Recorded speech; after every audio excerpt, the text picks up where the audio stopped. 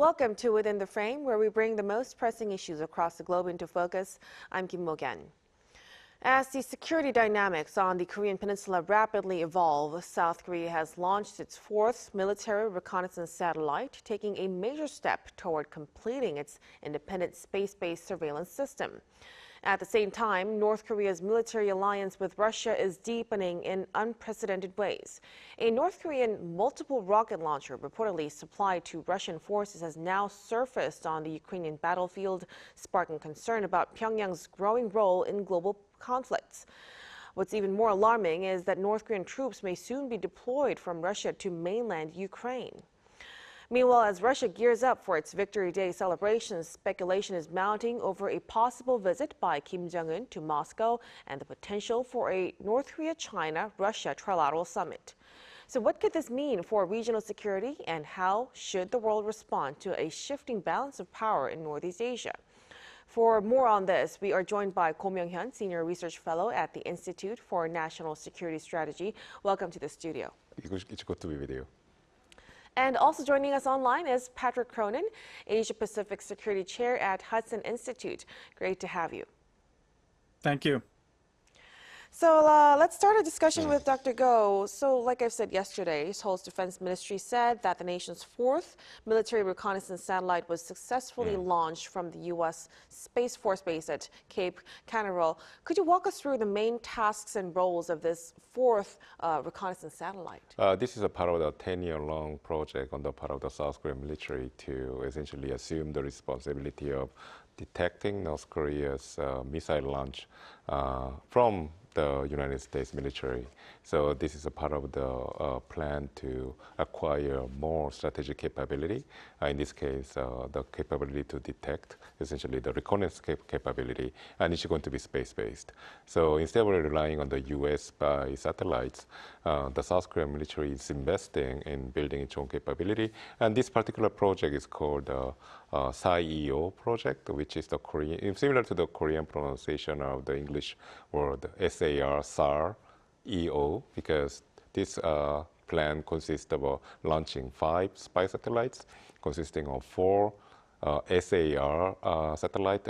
SAR stands for synthetic aperture radar. So this allows satellites to essentially monitor the situation on the ground from space, but then without having being affected by the weather situation. So it's a radar-based system with a high resolution. So SIR is a SAR, and then it has one electro-optical satellite, which is in shorthand, it's a EO, so it's in Korean, it's a SAR-EO project. And so the first electro-optical satellite was launched in 2023 and was put into operation in 2024. And then it was followed by 3, including this will be 4 SIR satellites, and 3 SIR satellites. And this year is going to be launching the last one. So the idea is that to have a constellation of at least 5 satellites, combining like one electro-optical and then 4 radar-based satellite systems. And the logic behind this is that because these satellites orbit the Earth every 6 hours, so maximum. So it means that so once every 6, it can orbit the Earth like at least 6 times per day.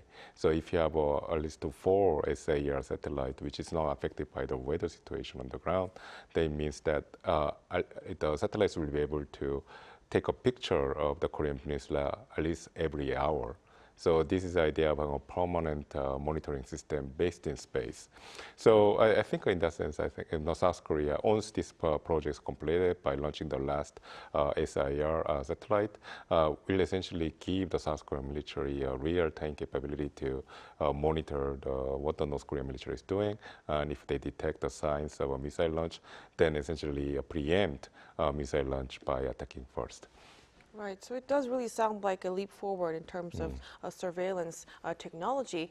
Now, Dr. Cronin, like Dr. Go said, the military plans to complete the launch of the fifth and final reconnaissance satellite within this year, wrapping up the 425 project, which aims to secure and operationalize Seoul's independent reconnaissance satellite capabilities. What practical impact do you think this project will have on the security on the Korean Peninsula? Well, it reflects the steady improvement of South Korean self-sufficiency with respect to intelligence, surveillance, and reconnaissance. And that ISR capability is important for deterrence because it lets the North Koreans know that the South Koreans will see whatever North Korea is up to. They have built a lot of missiles, they have nuclear weapons, and it's important for South Korea to have a very clear, real-time picture of what's happening. It also means self-sufficiency. And so as South Korea is pressured by the Trump administration to share greater burdens and maybe threaten the withdrawal of U.S. troops even in some bad scenarios, this gives South Korea the assurance that it will have the independent capability to know what's going on in North Korea. This is very important. And finally, it signals to North Korea, which has been trying to establish its own constellation of military reconnaissance satellites, that it's South Korea and South Korea's open economy and scientific community that really has the lead in this area. Exactly. So having our own reconnaissance network would definitely give us more agility and autonomy in responding to threats around the peninsula. Now, as for North Korea then, Dr. Go, its multiple launch rocket system reportedly supplied to Russian forces has been captured on video for the very first time. It said to surpass the performance of nearly all artillery systems possessed by Ukraine. How powerful is this weapon? Well, the power of the rocket system that's being mentioned by the Ukrainian press is essentially related to the size of the warhead that these rockets can carry. And this is one of the large artillery systems that North Koreans have developed to attack Seoul in case of a war. So this missile system, the rocket system has a caliber of a diameter of 240 millimeters. So it's very large for a multiply launched rocket system of kind. But at the same time, though, it's not, even though it's photographed and then shared on the online media, but it was found to be operated by the Russian troops in Ukraine. This missile system, or at least a variant of this multiply launched rocket system, was showcased by the North Koreans themselves in one of the parades. So this is not the latest system. This, in fact, I think was first deployed in the early 90s, if I remember correctly. So it's an old system, but then nonetheless, and it's also, it's a dumb system in the sense that they are not guided, say with GPS or laser. So essentially it's like a projectile, goes straight from point A to point B. But then because of the size of these rockets, which are pretty big, it has a lot of explosive power. So that can create a lot of damage, but at the same time, because it lacks precision, it can cause a lot of collateral damage, in this case, civilian casualties. So in that sense, it's a very powerful but dangerous weapon. But I would say that this is not the latest system. North Koreans also have a latest system with the same size of a rocket, but this time it's guided. And what concerns the experts about the newer system of this kind, which is called the KN-09, that some suspects that these missiles, because they can carry such a big warhead, can possibly carry a tactical nuclear warhead. So, but this is not the same system that's been found operating in Ukraine right now. Right, so by the Russian troops, sorry, not by the Ukrainians. So it's being evolved, and this itself is concerning, but it has this plus the latest technologies is even more concerning. Yeah, but the system that we are seeing operated by the Russian troops, it's not the latest one. Well, beyond the weapons supply then, there are now claims that North Korean troops are preparing to enter mainland Ukraine. Until now, North Korean forces had only been deployed in Russia's Kursk region. Dr. Cronin, what is the likelihood that North Korean troops will be deployed to Ukrainian territory, and what would such a move signify? Well, it's hard to ascertain the probability, but I don't think Pyongyang is worried about losing more troops. They know that Russia, their key military ally, needs personnel, and it needs to make a breakthrough in the front if it's going to prevail over Kyiv and win this war.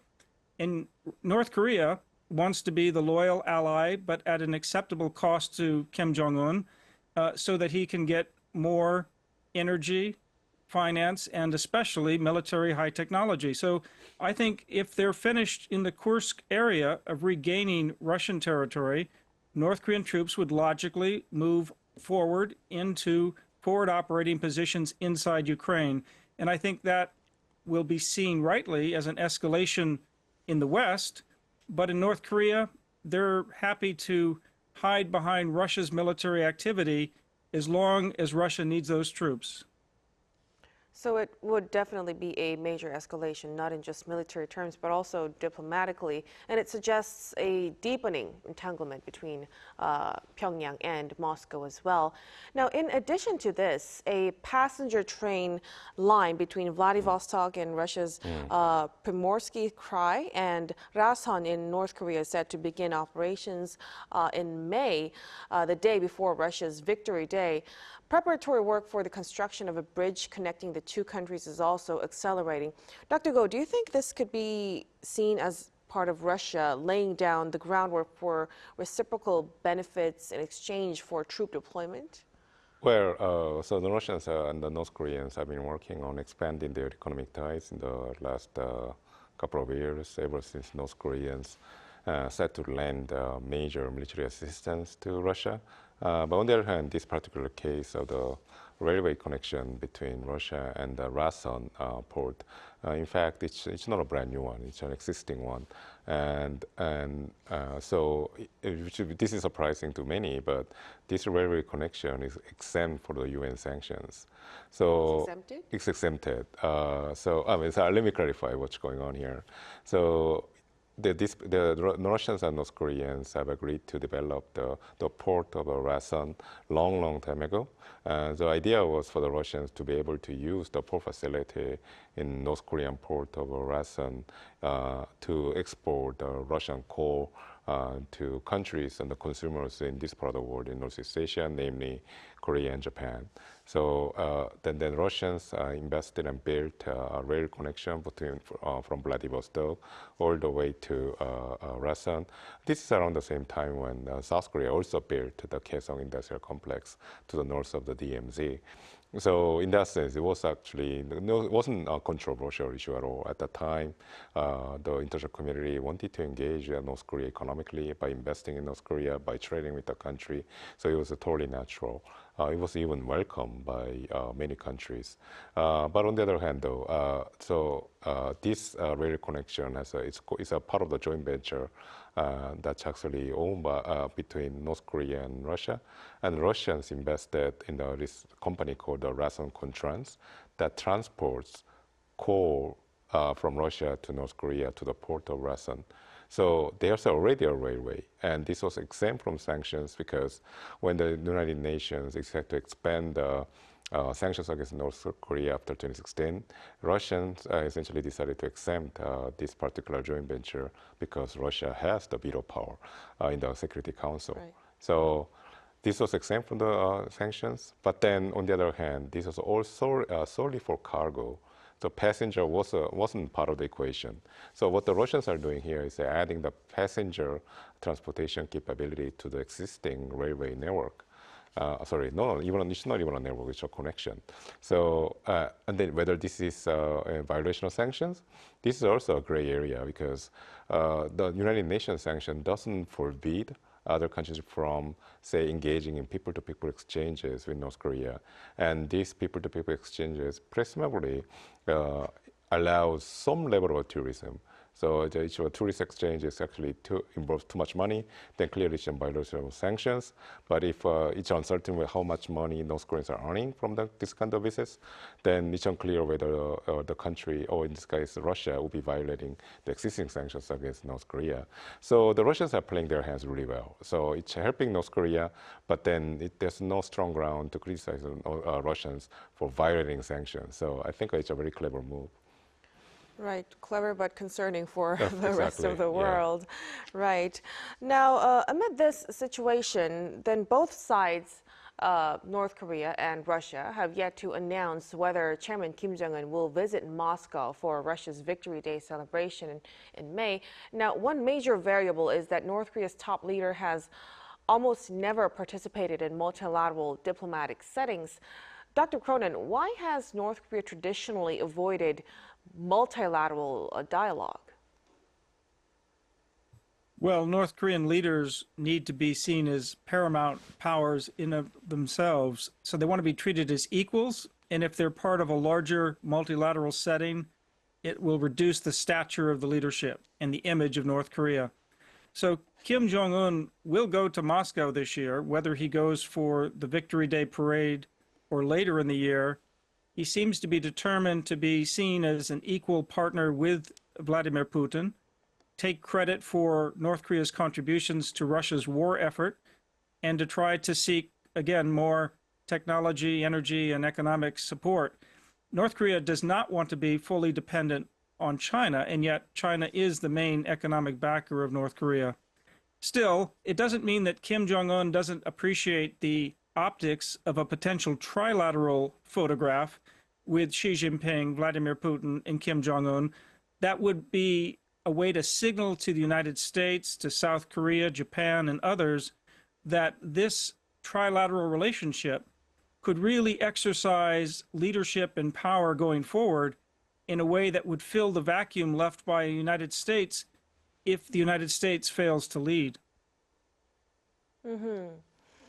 Now, then, in this context, Chinese President Xi Jinping, meanwhile, has confirmed his attendance at Victory Day celebrations this year.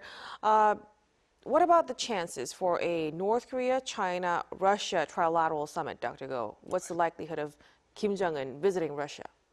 Well, I think there's some rumors that Kim Jong-un might visit Moscow soon for the Victory Day celebrations. So I think it's likely, it's pretty high that he might visit Moscow. But then I think North Korea came tantalizing close to visiting Moscow 10 years ago, in 2015, I believe. But then there's always a rampant speculation that Kim Jong-un might show up at the last minute.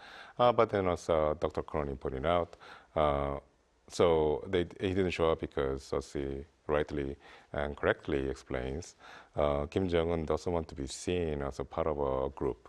He wants to be considered as a very important statesman, and showing up in a group picture clearly undermines this kind of image making.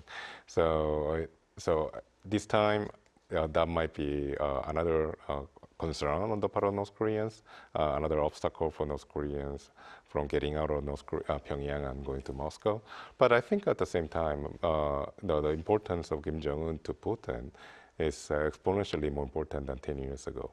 So I'm sure that if Putin really wants to secure Kim Jong-un's participation, he can go the extra mile to accommodate Kim Jong-un's desire for exclusivity.